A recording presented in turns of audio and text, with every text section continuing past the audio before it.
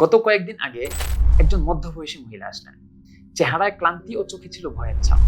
তিনি গত কয়েক দশক ধরে জিন ও জাদুর শিকার ছিলেন। আর তিনি একাই নন, তার পুরো পরিবার এতে আক্রান্ত ছিলেন। এমন দুঃসহ পরিস্থিতিতে তারা রোকেয়া করানোর সিদ্ধান্ত নেন।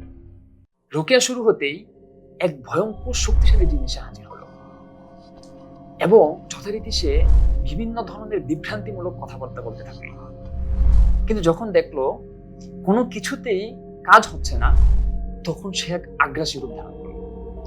পরিস্থিতি এতটাই ভয়াবহ হলো যে তার স্বামী ও সন্তানরা ধরে রাখার পরও তাকে কোনোভাবেই নিয়ন্ত্রণে রাখা যাচ্ছিল না।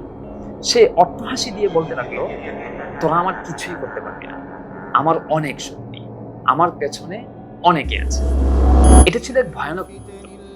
কিন্তু আমরা জানতাম শয়তান যতই শক্তিশালী হোক, কোরআনের সামনে সে একেবারেই দুর্বল।